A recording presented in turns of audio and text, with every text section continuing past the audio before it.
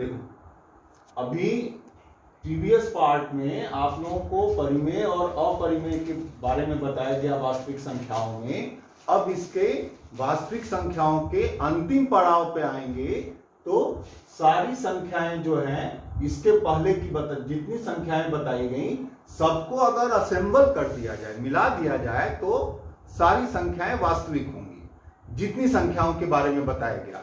अब वास्तविक संख्याओं के बारे में जो बताया गया आप सबको असेंबल करेंगे तो हमें यह सोचना है कि कैसे वास्तविक संख्या को परिभाषित किया जाएगा, क्या ऐसा लिख दिया जाए, क्या ऐसा बता दिया जाए जिससे वास्तविक संख्याओं में और इसके पहले की संख्याओं में क्या नयापन आएगा। तो वास्तविक संख्याओं के लिए जो थ्योरी कहता है उसके हिसाब से वे सारी संख्याएं जिनका वर्ग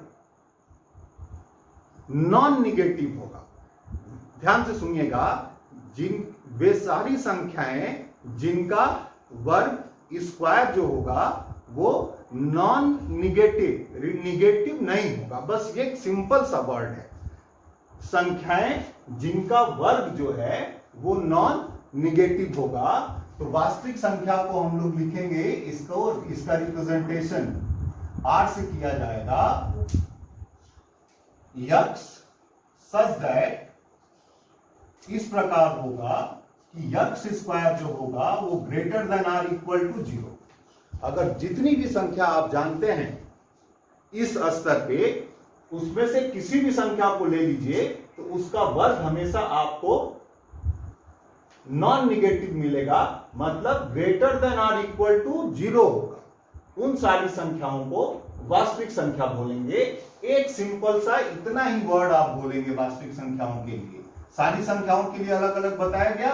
अब वास्तविक के लिए लास्ट में एक सिंपल सा वर्ड याद रखना है आपको कि whose square is non negative. वे सारी संख्याएं जिनका वर्ग ऋणात्मक नहीं होगा, वे सब आ जाएंगी वास्तविक संख्याओं की कैटेगरी में। अब जितनी भी संख्याएं हैं आप कोई भी संख्या ले लो, एग्जाम्पल के लिए 2√3 -2/√3, इस तरह से जो भी आपको जैसा भी कॉम्बिनेशन बनाना है मिक्स करके, रेशनल इरेशनल सबको मिक्स करके आप कुछ भी लिखेंगे तो वास्तविक बनेगा।